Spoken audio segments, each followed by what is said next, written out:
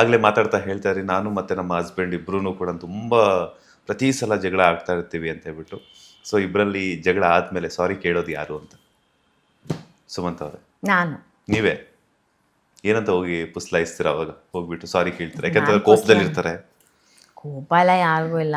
I think ಅವ್ರಿಗೆ ಕೋಪ ಮಾಡೋಷ್ಟು ಟೈಮೇ ಇಲ್ಲ. ಅಯ್ಯೋ, ನನಗಿದೆ ತುಂಬ ಟೈಮ್ ಕೋಪ ಐ ಥಿಂಕ್ ಹುಡುಗಿರ್ ತುಂಬ ಟೈಮ್ ಇರುತ್ತೆ ಅಲ್ವಾ.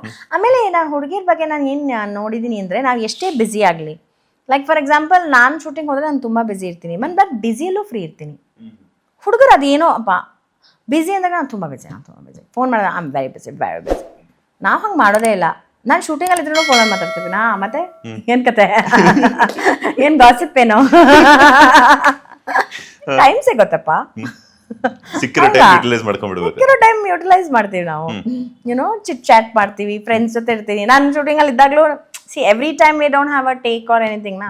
ಆ ಟೈಮಲ್ಲಿ ಫ್ರೆಂಡ್ಸ್ಗೆಲ್ಲ ಮೆಸೇಜ್ ಮಾಡ್ತೀನಿ, ಹಿಂಗೆ ಹೇಳ್ತೀನಿ. ನಾನು 100 ಸರ್ತಿ ನಾನು ಇಲ್ಲಿ ಮನೇಲಿ ಫೋನ್ ಮಾಡ್ತೀನಿ, ನಾಯಿಗಳ್ದೆಲ್ಲ ಊಟ ಆಯ್ತಾ, ನಿಮ್ದೆಲ್ಲ ಊಟ ಆಯ್ತಾ ಅಂತ.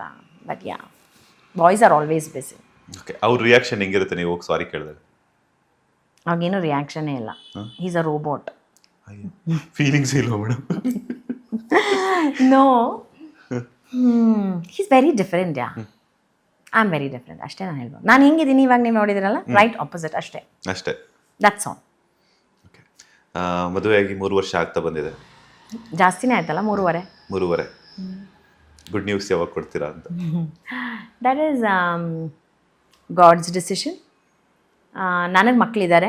ಐ ಥಿಂಕ್ ನನಗೆ ಬೀದಿಲಿರೋ ಎಲ್ಲ ಪ್ರಾಣಿಗಳು ನನ್ನ ಮಕ್ಕಳೇ. ಐ ಥಿಂಕ್ ನನಗೆ ಸ್ವಂತ ಮಕ್ಕಳಾದ್ರೂ ಐ ಥಿಂಕ್ ಆ ಮಕ್ಕಳು ನಾನು ನನ್ನ ನಾಯಿಗಳಷ್ಟು ಪ್ರೀತಿ ಮಾಡಲ್ಲ, ನಾಯಿಗಳು ನನ್ನ ಬೆಕ್ಕುಗಳಷ್ಟು ಪ್ರೀತಿ ಮಾಡಲ್ಲ ಅನ್ಸುತ್ತೆ. I always say that because ನನಗೆ they are my children. But ya, ಬೇರೆದು when it is meant to happen, it will happen. ಏನಾದರೂ ಒಂದು ವಿಚಾರವನ್ನು, ಇದುವರೆಗೂ ಗೊತ್ತಿಲ್ಲದಿರುವಂಥ ವಿಚಾರವನ್ನು ಸುಮಂತ್ ಅವ್ರ ಬಗ್ಗೆ ಹೇಳೋದಾದರೆ, ಒಂದು ಸಕ್ಸಸ್ಫುಲ್ ಬಾಂಡಿಂಗ್ ಅನ್ಕೊಳ್ಳೋಣ ಹಸ್ಬೆಂಡ್ ಆ್ಯಂಡ್ ವೈಫ್ದು, ಏನಾದರೂ ಒಂದು ಟಿಪ್ಸ್ ಹೇಳೋದಾದರೆ ಹೊಸಬರಿಗೆ, ಮದುವೆ ನಮ್ಮಂಥವ್ರಿಗೆ ಮದುವೆ ಆಗೋದಕ್ಕೆ? ಈ ಮದುವೆ ಆಗಿಲ್ವಾ, ತುಂಬ ಎಕ್ಸ್ಪೆಕ್ಟೇಷನ್ಸ್ ಇಟ್ಟು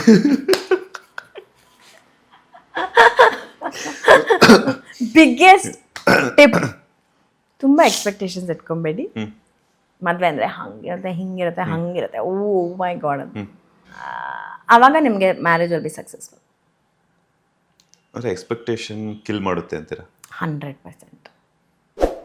because when you are living under the same roof, you are going to have fights. ಇವಾಗ ನಾನು ನಮ್ಮ ಅಣ್ಣಂದಿರು, ನಮ್ಮಮ್ಮ ಹೇಳ್ತಾ ಇರ್ತಾರೆ, ಕತ್ತೆ ವಯಸ್ಸಾದ್ರೂ ನೀವುಗಳು ಜಗಳ ಬಿಟ್ಟಿಲ್ಲ ಅಂತ. ನಾನು ನಮ್ಮ ಅಣ್ಣಂದಿರು ಈ ವಯಸ್ಸಿಗೂ ಜಗಳ ಆಡ್ತೀವಿ, ಒಂದೇ ಮನೆ ಇದ್ದಾಗ. ಬೇರೆ ಬೇರೆ ಇದ್ದಾಗ ಏನು ಫೋನ್, ಏನು ಮಾತುಕತೆ, ಏನು ಒಂದೇ ಮನೇಲಿ 2 ದಿನ ಇದ್ರೆ ಸಾಕು ಅಂತ ಜಗಳ ಆಡ್ತೀವಿ. So it is like that. Anything, friendship, sibling, ಮದುವೆ, ನೀವು ಒಂದೇ ಮನೇಲಿದ್ರೆ ಜಗಳ. ಬೇಕಾದ್ರೆ ನೀವು ಮದುವೆಗೆ ಪಕ್ಕದ ಮನೇಲಿರಿ, ತುಂಬ ಚೆನ್ನಾಗಿರ್ತೀರ. ಒಂದೇ ಮನೇಲಿ ಇರಬೇಡಿ, ಇಲ್ಲಾಂದ್ರೆ ಅಪ್ಸ್ಟೇರ್ಸ್ ಡೌನ್ಸ್ಟೇರ್ಸ್ ಮನೆ ಮಾಡ್ಕೊಳ್ಳಿ. ಲೇಟೆಸ್ಟ್ ಹಾಗೂ ಇಂಟ್ರೆಸ್ಟಿಂಗ್ ಸುದ್ದಿಗಳಿಗಾಗಿ ಬಾಸ್ ಟಿವಿ ಕನ್ನಡ ಚಾನೆಲ್ನ ಸಬ್ಸ್ಕ್ರೈಬ್ ಮಾಡಿ, ಹಾಗೆಯೇ ಬೆಲ್ ಐಕಾನ್ ಪ್ರೆಸ್ ಮಾಡಿ. ಇದರ ಜೊತೆಗೆ ಫೇಸ್ಬುಕ್, ಇನ್ಸ್ಟಾಗ್ರಾಮ್, ಎಕ್ಸ್ನಲ್ಲೂ ಮಿಸ್ ಮಾಡದೆ ಫಾಲೋ ಮಾಡಿ.